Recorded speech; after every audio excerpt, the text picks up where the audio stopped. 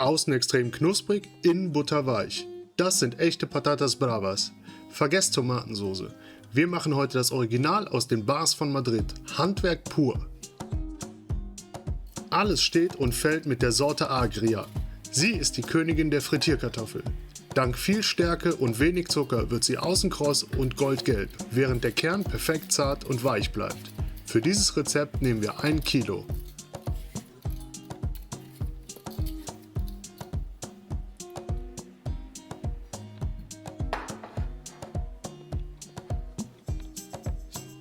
Der Profitrick? Wir brechen die Stücke, statt sie glatt zu schneiden. Das nennt man Cascar. Diese rauen Bruchstellen vergrößern die Oberfläche und sorgen später für maximalen Crunch in jedem Winkel.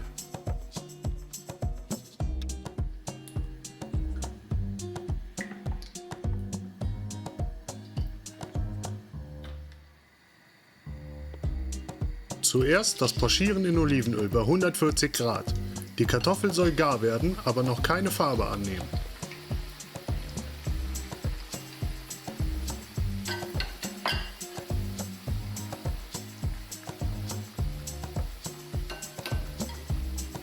Das Öl gibt hier schon das erste Aroma.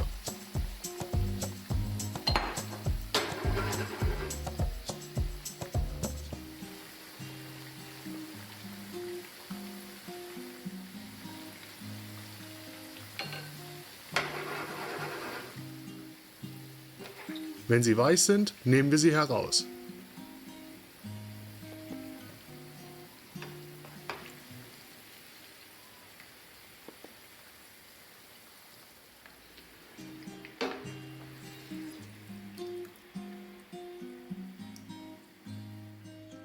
Ganz wichtig, jetzt abkühlen lassen.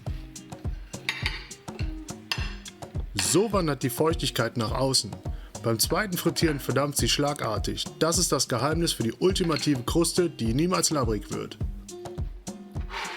Während die Kartoffeln ruhen, machen wir die Salsa Brava, ganz ohne Tomaten. Wir starten mit einer halben Zwiebel,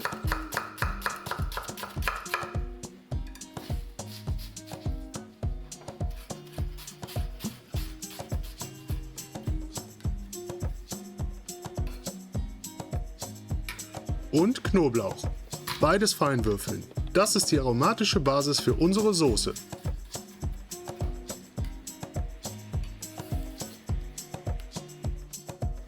Drei Esslöffel Olivenöl in die Pfanne.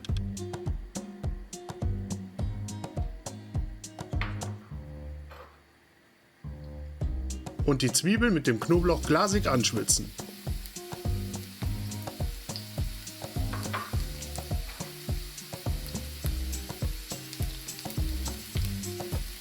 Sie sollen nur hell anschwitzen und weich werden, damit sie später ihre süße Note abgeben.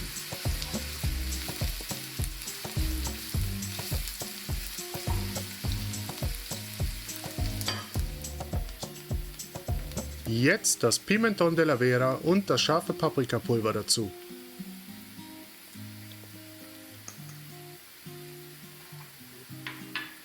Nur kurz im Öl aktivieren, damit nichts bitter wird.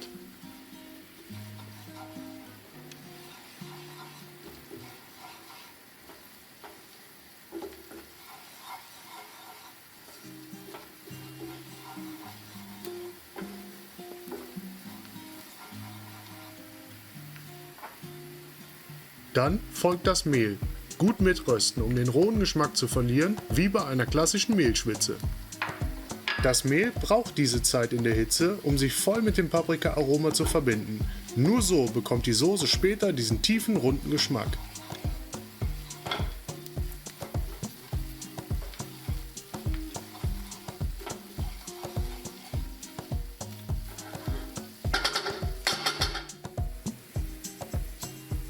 Jetzt mit 250 ml Hühnerbrühe ablöschen und glatt rühren.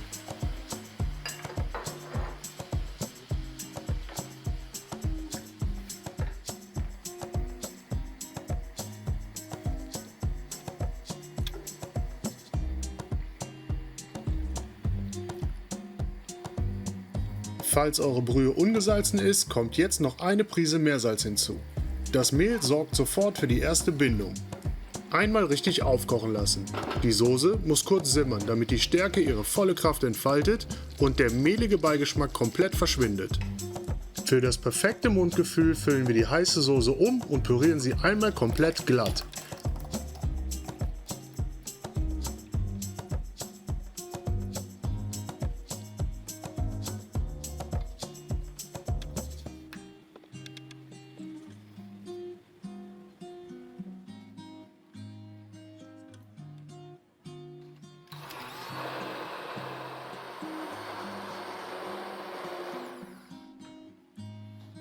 Wir geben die Soße zurück in die Pfanne und stellen sie beiseite.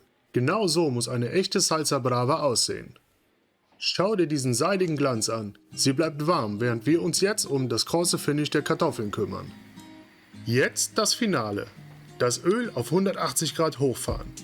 Die abgekühlten Kartoffeln bekommen jetzt den Hitzeschock. In kürzester Zeit werden sie goldbraun und extrem knusprig.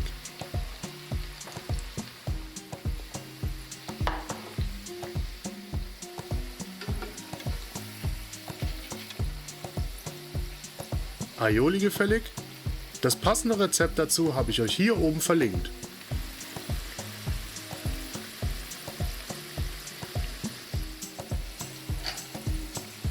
Sobald die Farbe stimmt, sofort raus damit.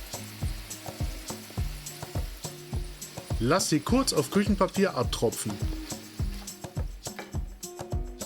Ganz wichtig, sofort salzen, solange die Oberfläche noch heiß ist, damit das Meersalz perfekt haftet.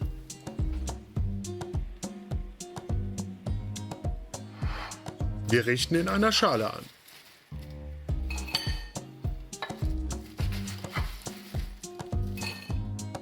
Jetzt die Salsa Brava großzügig drüber geben. Die Soße glänzt, die Kartoffeln sind extrem knusprig. Und dann mit etwas Petersilie dekorieren. Ein absoluter Hochgenuss.